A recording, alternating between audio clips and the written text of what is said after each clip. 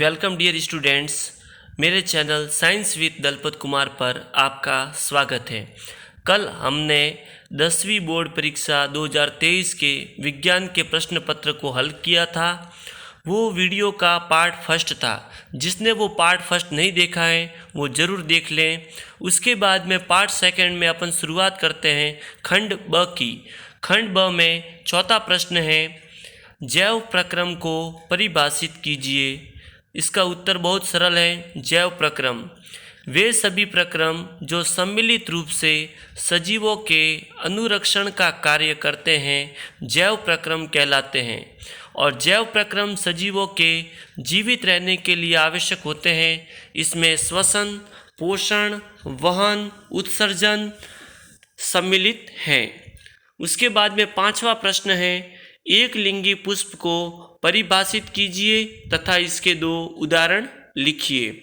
एक लिंगी पुष्प की परिभाषा है, जब पुष्प में पुंकेसर अथवा स्त्री केसर में से कोई एक जननांग उपस्थित हो तो उसे एक लिंगी पुष्प कहते हैं।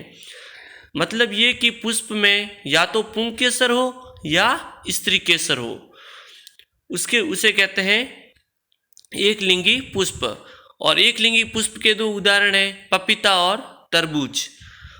छठा प्रश्न है, वर्तिकाग्र पर परागकणों के अंकुरण का नामांकित चित्र बनाइए। ये पेज संख्या किताब में पेज संख्या 149 पर दिया गया है और चित्र संख्या है 8.8। उसके बाद में सातवां प्रश्न है, पर्यावरण के विभिन्न घटकों के बीच ऊर्जा के प्रवाह को समझाइए। ठीक है, इसका उत्तर यह है कि इस पारितंत्र में ऊर्जा का सबसे प्रमुख स्रोत होता है सूर्य का प्रकाश। सूर्य के प्रकाश से ऊर्जा जाती है उत्पादक में, उत्पादक से जाती है शाकाहारी में, शाकाहारी से जाती है मांसाहारी में और लास्ट में ऊर्जा जाती है शीर्ष मांसाहारी में। सबसे पहले अपन बात करते हैं कि जो पृथ्वी पर सूर्य की 100% ऊर्जा यदि पहुंचती है तो उसमें से 1% भाग को ही पेड़ पौधे खाद्य ऊर्जा में बदलते हैं। और इस खाद्य ऊर्जा में मतलब सूर्य की 1% ऊर्जा ही होती है। इन पेड़ पौधों को जब शाकाहारी खाते हैं तो ये ऊर्जा उनके शरीर में चली जाती है। ठीक है, और शाकाहारी इस ऊर्जा का उपयोग विभिन्न कार्य में करते हैं। ठीक है, और जिससे उनकी ऊर्जा का ऊष्मा के रूप में पाचन और जैव कार्यों में और वृद्धि और जनन में ह्रास होता है, यानी उसकी कमी होती है। उसके बाद में उसके शरीर में 10% ऊर्जा ही जमा हो पाती है आगे वाले पोषण स्तर के लिए, यानी मांसाहारियों के लिए। और मांसाहारी से ऊर्जा जाती है शीर्ष मांसाहारी में। इस ऊर्जा प्रवाह में दो बातें स्पष्ट होती है। पहली बात ये कि ऊर्जा का प्रवाह हमेशा एक ही दिशा में होता है। सूर्य के प्रकाश से ऊर्जा जाती है उत्पादक में, उत्पादक से शाकाहारी में, शाकाहारी से मांसाहारी में और फिर जाती है शीर्ष मांसाहारी में। ऐसा नहीं होगा कि उत्पादक से ऊर्जा वापस सूर्य के प्रकाश में समाहित हो जाए, ऐसा नहीं होगा। उसके बाद में दूसरी इम्पोर्टेंट बात यह है कि जैसे जैसे अपन पारितंत्र में एक पोषण स्तर से दूसरे पोषण स्तर पर बढ़ते जाते हैं तो ऊर्जा की लगातार कमी होती जाती है और लगातार ये 10% ऊर्जा कम होती जाती है। उसके बाद में अगला प्रश्न है 8वां, लेंस के आवर्धन की परिभाषा दीजिए। तो लेंस के आवर्धन की परिभाषा बिल्कुल सरल है। लेंस के द्वारा बने प्रतिबिंब की ऊंचाई तथा बिंब की ऊंचाई के अनुपात को लेंस का आवर्धन कहते हैं और लेंस के आवर्धन को स्मॉल m से प्रदर्शित करते हैं। लेंस का आवर्धन m बराबर होता है प्रतिबिंब की ऊंचाई बटे बिंब की ऊंचाई बराबर h डैश बटे h बराबर v बटे u। v का मतलब प्रतिबिंब दूरी और u का मतलब बिंब दूरी। उसके बाद में 8वें का दूसरा प्रश्न है, वाहनों के पक्षदर्शी दर्पण के रूप में प्रयुक्त गोलीय दर्पण का नाम लिखिए। तो उसका आंसर है उत्तल दर्पण। उसके बाद में 9वें का पहला प्रश्न है, विद्युत विभवांतर की परिभाषा दीजिए। इसकी परिभाषा है कि यदि किसी विद्युत परिपथ में यानी धारावाही विद्युत परिपथ में एकांक आवेश को एक बिंदु से दूसरे बिंदु तक ले जाने में किया गया कार्य विद्युत विभवांतर कहलाता है। उसके बाद में 90 का दूसरा प्रश्न है, जूल के तापन नियम पर आधारित किन्हीं दो युक्तियों के नाम लिखिए। तो जूल के तापन नियम पर आधारित युक्तियाँ, तापन का मतलब गर्म होना, और गर्म होने वाली युक्तियाँ हैं, एक है विद्युत हीटर, दूसरा विद्युत इस्त्री, तीसरा विद्युत केतली, चौथा विद्युत टोस्टर और पांचवा विद्युत तंदूर। इन 5 नामों में से आपको कोई 2 युक्तियों के नाम लिखने थे। उसके बाद में आगे बढ़ते हैं। 10वां प्रश्न है, श्रेणी क्रम में जुड़े 3 प्रतिरोधकों के संयोजन के सूत्र को व्युत्पन्न कीजिए। ठीक है, ये प्रश्न 2 नंबर का आया है और इस प्रश्न को हल करवाया है मैं आपको एक बार समझाता हूँ। ठीक है, श्रेणी का मतलब होता है लाइन।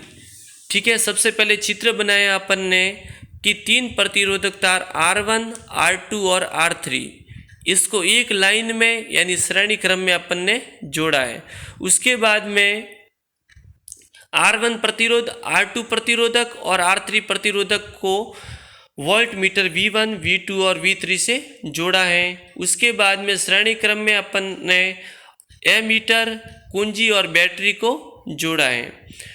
ठीक है, श्रेणी क्रम संयोजन में लिखते हैं अपन, ये आंसर आपको लिखना था। चित्र के अनुसार 3 प्रतिरोधक तार लेते हैं और इन 3 प्रतिरोधक तारों का प्रतिरोध है क्रमशः R1, R2 व R3। इसमें R1 प्रतिरोध के दूसरे सिरे को R2 प्रतिरोध के प्रथम सिरे से तथा R2 प्रतिरोध के दूसरे सिरे को R3 प्रतिरोध के प्रथम सिरे से जोड़ते हैं।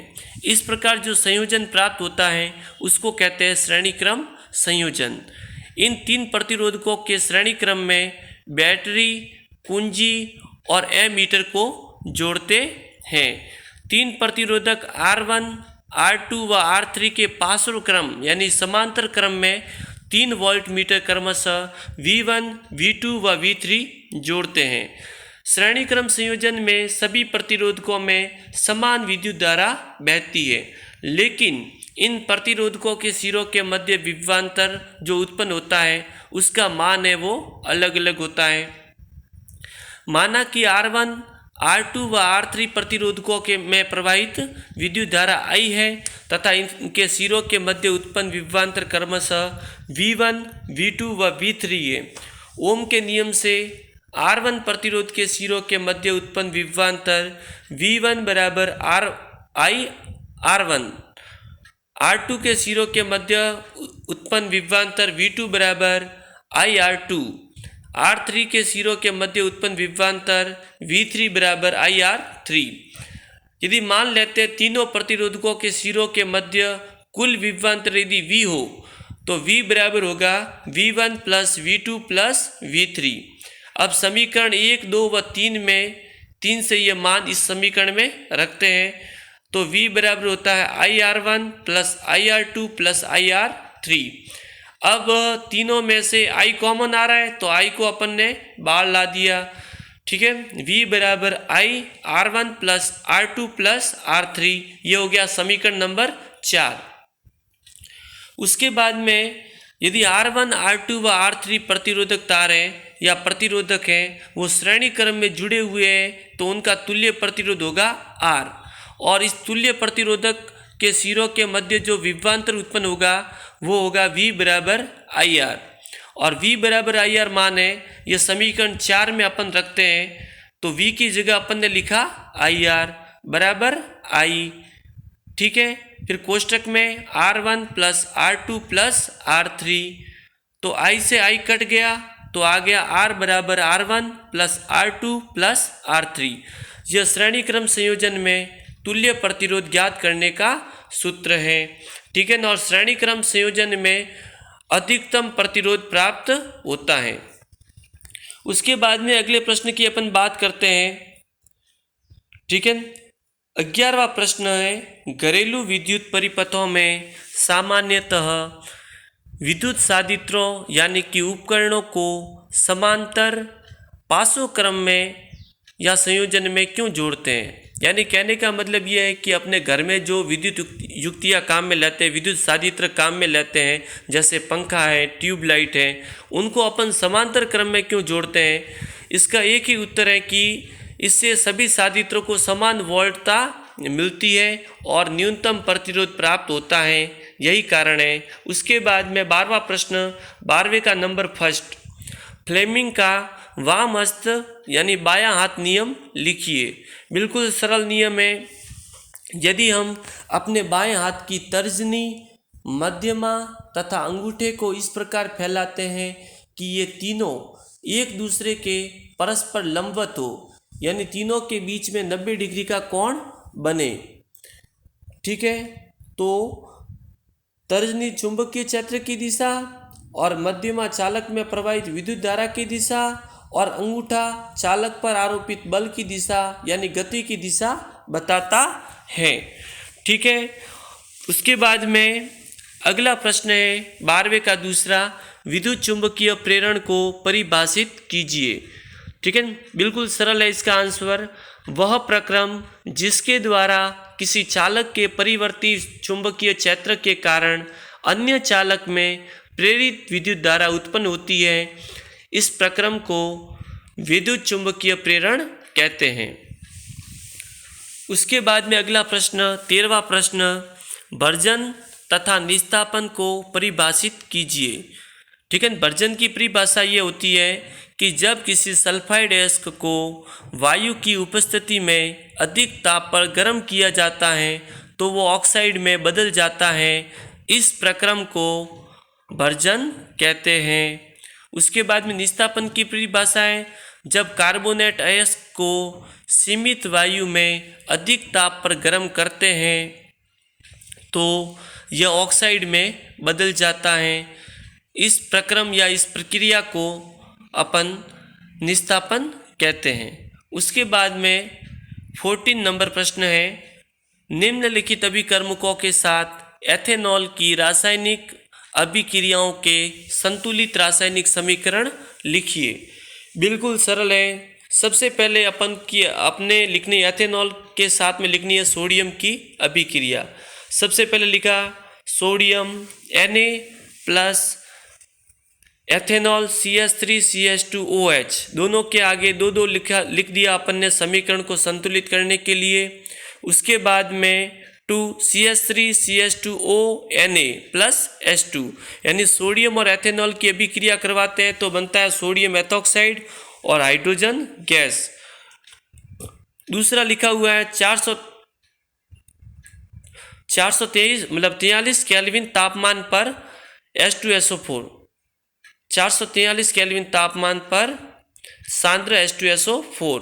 इसमें एथेनॉल है, इसका सूत्र अपन को याद है CH3CH2OH यानी एथेनॉल। इसको गर्म सांद्र H2SO4 पर 443 केल्विन ताप पर अपन क्या करते हैं, गर्म करते हैं, ठीक है। CH2 डबल बन CH2 एथिन बनता है और प्लस H2O यानी जल बनता है। साबुन की मिसेल संरचना को चित्रित कीजिए, ये पेज संख्या 83 पर दिया गया है। उसके बाद में अगला प्रश्न है, न्यूलैंड के अष्टक सिद्धांत को समझाइए।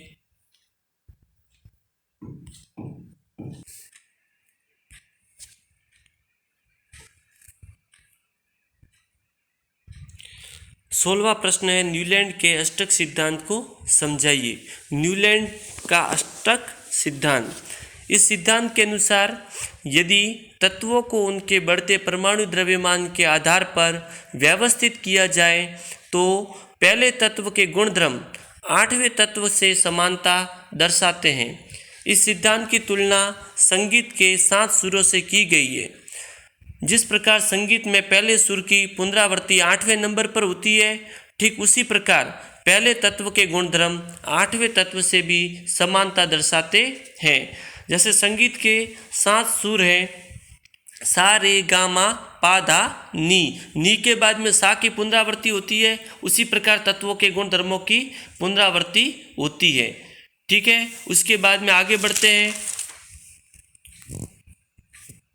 उसके बाद में खंड स में 17वां प्रश्न है, अंडाशय से स्रावित हार्मोन का नाम तथा 2 कार्य लिखिए।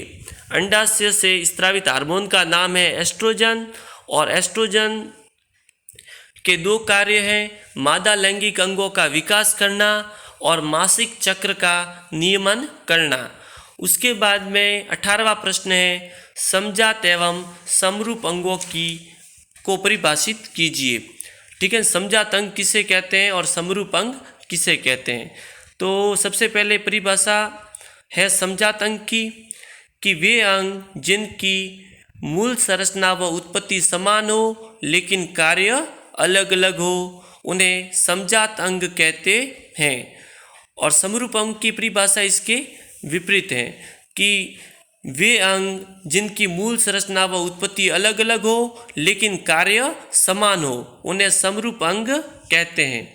उसके बाद में 19वें का पहला प्रश्न है, तारे टिमटिमाते क्यों प्रतीत होते हैं, समझाइए।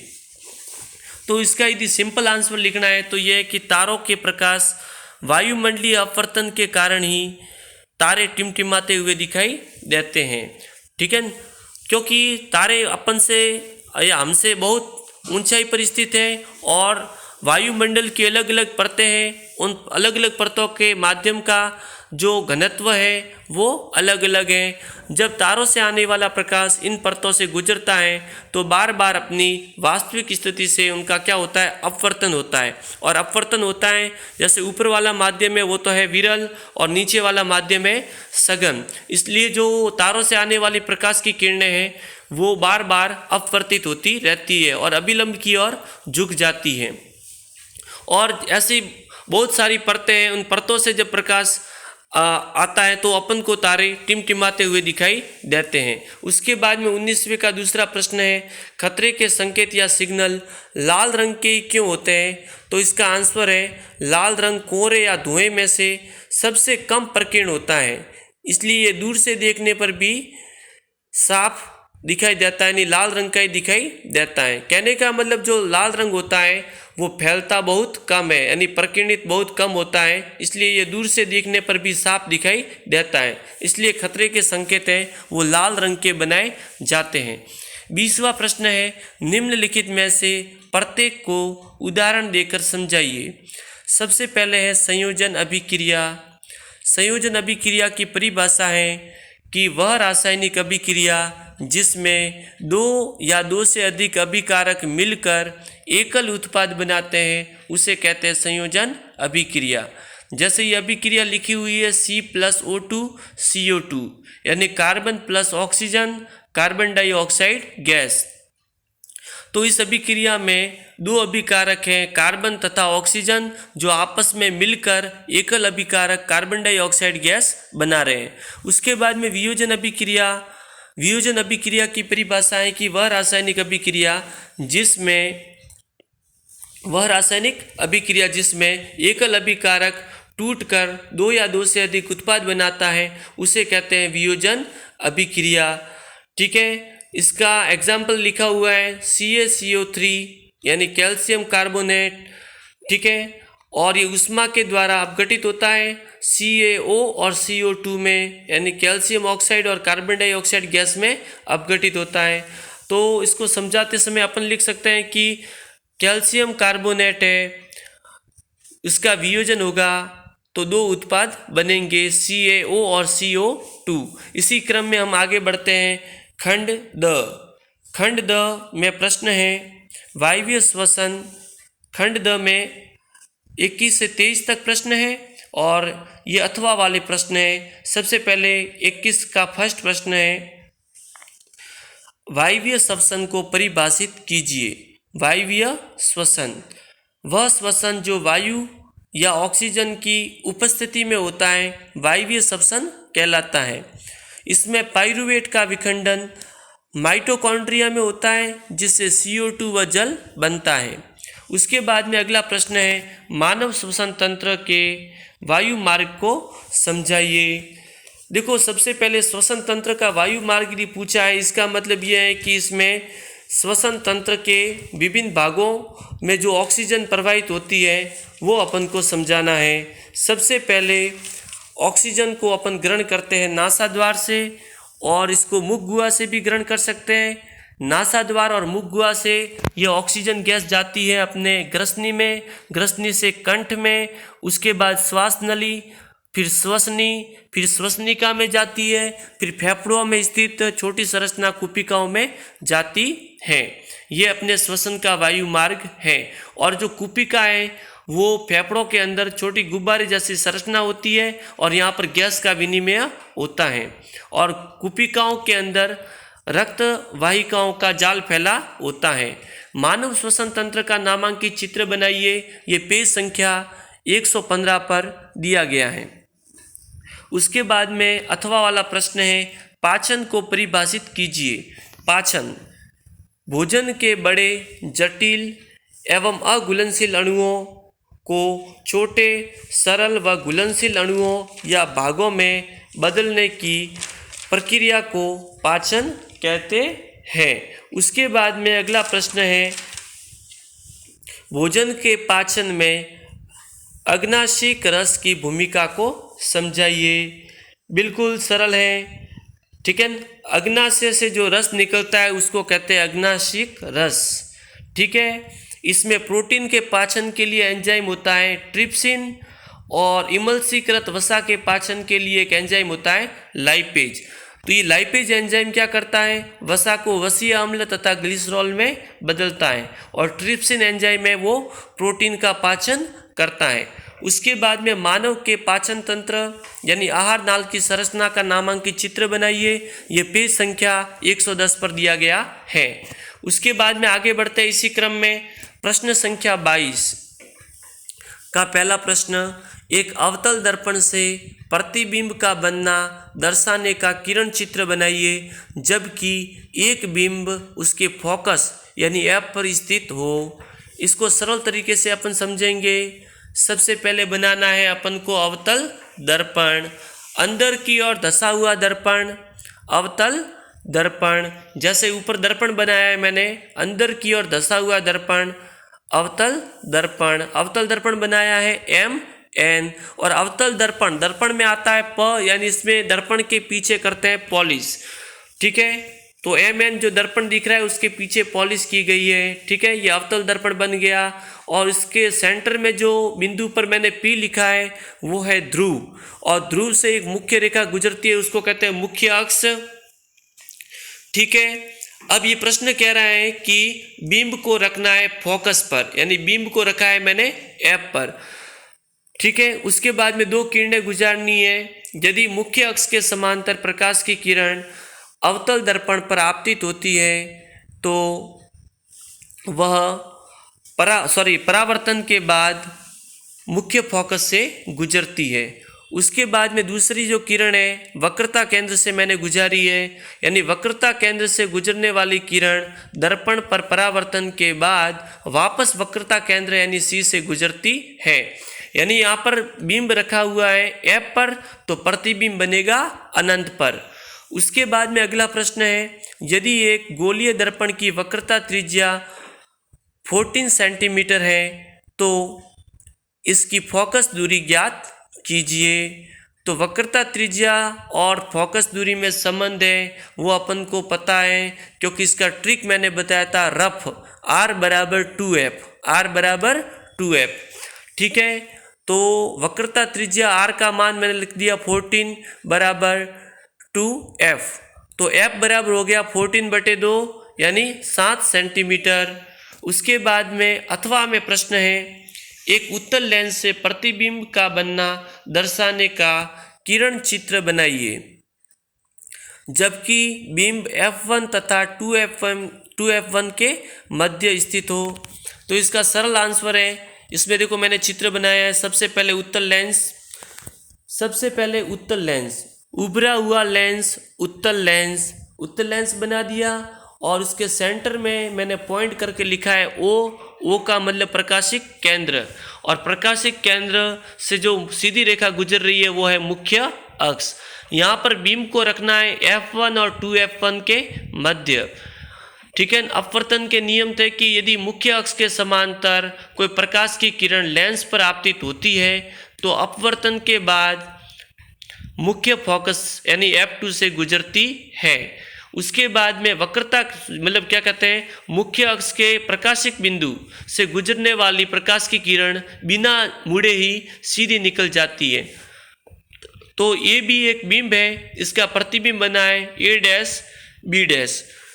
उसके बाद में ये प्रतिबिंब बना है 2F2 से परे यानी इससे दूर बना है, या फिर लिख सकते हैं अपन 2F2 और अनंत के मध्य ये प्रतिबिंब बना है। उसके बाद में आगे की बात करते हैं अपन, यदि एक लेंस की क्षमता, दूसरा प्रश्न है, यदि एक लेंस की क्षमता +2.5 डायोप्टर है तो उसकी फोकस दूरी ज्ञात कीजिए। तो लेंस की क्षमता और फोकस दूरी में संबंध होता है P = 1/f। तो लेंस की क्षमता की जगह P = 1/f। तो लेंस की क्षमता अपन को ज्ञात करनी है, तो लेंस की क्षमता दी गई है और फोकस दूरी अपन को ज्ञात करनी है। तो P = 1/f, तो F बराबर हो गया 1/P, यानी अपन ने 1/2.5 लिख दिया। उसके बाद में 10/25 यानी 0.4 डायोप्टर इसका हो गया उत्तर। उसके बाद में लास्ट प्रश्न पर अपन आते हैं, गंधीय सूचक का कोई एक उदाहरण लिखिए। इसमें मैंने आगे 3 उदाहरण लिखे हैं, प्याज, वैनिला, लौंग का तेल। इन तीनों में से कोई भी एक आप लिख सकते हो। उसके बाद में 23वें का दूसरा प्रश्न है, चूने के पानी में कार्बन डाइऑक्साइड गैस को प्रवाहित करने पर यौगिक A का श्वेत अवशेष बनता है। यदि इसमें अत्यधिक मात्रा में कार्बन डाइऑक्साइड गैस को प्रवाहित किया जाए तो एक जल में विलयशील पदार्थ B बनता है। A व B के रासायनिक सूत्र तथा निहित रासायनिक अभिक्रियाओं के समीकरण लिखिए। ठीक है, तो इसमें सबसे पहले चूने के पानी का सूत्र होता है CaOH2 यानी कैल्शियम हाइड्रोक्साइड। इसमें प्रवाहित करनी है कार्बन डाइऑक्साइड गैस, तो इसका सूत्र होता है CO2। यह अपन ने प्रवाहित की तो इससे जो उत्पाद बना यानी यौगिक A बना, वो बना कैल्शियम कार्बोनेट यानी CaCO3 प्लस जल यानी H2O। ठीक है, उसके बाद में ये प्रश्न कह रहा है कि ये जो अपने श्वेत अवशेष A बना है उसमें ज़्यादा मात्रा में कार्बन डाइऑक्साइड गैस प्रवाहित करे तो जल में विलयशील यानी जल में घुलनशील एक पदार्थ B बनता है। ठीक है, तो पदार्थ B के लिए जो समीकरण है वो लिखा है CaCO3 यानी कैल्शियम कार्बोनेट। ठीक है, इसमें कार्बन डाइऑक्साइड गैस अपन और प्रवाहित करते हैं तो लिख दिया प्लस CO2 प्लस जल यानी H2O। ठीक है, ये तीनों के साथ अभिक्रिया करके बनाता है CaSCO3 कोष्टक बंद 2। ठीक है, कैल्शियम हाइड्रोजन कार्बोनेट बनता है। ठीक है, तो यौगिक K का सूत्र तो हो गया CaCO3 और यौगिक 2 का सूत्र यानी B का सूत्र हो गया CaHCO3 2। ठीक है, ये हो गए सूत्र और समीकरण भी लिखे हुए हैं जो मैंने लिखे हैं। उसके बाद में अगला प्रश्न जो अथवा में आया था, बिल्कुल सरल प्रश्न था ये। ठीक है, 23वें का फर्स्ट है, शुद्ध जल का pH मान लिखिए। शुद्ध जल का pH मान होता है 7। उसके बाद में दूसरा प्रश्न है इसका, सोडियम कार्बोनेट के साथ हाइड्रोक्लोरिक अम्ल की अभिक्रिया से यौगिक A बनता है। A को साधारण नमक भी कहते हैं। A के जलीय विलयन में विद्युत धारा प्रवाहित करने पर सोडियम हाइड्रोक्साइड बनता है। A का रासायनिक नाम तथा निहित रासायनिक अभिक्रियाओं के समीकरण लिखिए। सबसे पहले ये कह रहा है सोडियम कार्बोनेट, तो सोडियम कार्बोनेट का सूत्र होता है Na2CO3। ये हो गया सोडियम कार्बोनेट। और सोडियम कार्बोनेट की अभिक्रिया हो रही है हाइड्रोक्लोरिक अम्ल के साथ यानी 2HCl, यानी ये हाइड्रोक्लोरिक अम्ल के साथ अभिक्रिया हो रही है। तो इससे जो बनता है वो बनता है 2NaCl plus H2O plus CO2 यानी सोडियम क्लोराइड बनता है, जिसको कहते हैं साधारण नमक। ठीक है, और बनता है जल और कार्बन डाइऑक्साइड। अब जैसे सोडियम क्लोराइड यानी NaCl यानी साधारण नमक, यदि इसके जलीय विलयन में विद्युत धारा प्रवाहित करें तो बनता है सोडियम हाइड्रोक्साइड। इसका समीकरण लिखना है तो ये समीकरण इसका ये है 2NaCl + 2H2O, यानी सोडियम क्लोराइड के जलीय विलयन में अपन विद्युत धारा प्रवाहित करते हैं। ठीक है, विद्युत धारा प्रवाहित करते हैं तो बनता है 2NaOH + Cl2 + H2, यानी बनता है सोडियम हाइड्रोक्साइड। इसमें पूछा यौगिक ए का रासायनिक नाम। यौगिक ए का रासायनिक नाम है सोडियम क्लोराइड। रासायनिक नाम पूछा इसलिए लिखेंगे सोडियम क्लोराइड। उसके बाद में इन रासायनिक अभिक्रियाओं के समीकरण है, तो समीकरण भी मैंने आपको समझा दिए। इसी के साथ अपने 10वीं बोर्ड का पेपर यहाँ पर पूर्ण होता है। ठीक है, वीडियो अच्छा लगा है तो लाइक शेयर कमेंट करें, इस चैनल को सब्सक्राइब करें। Thank you very much.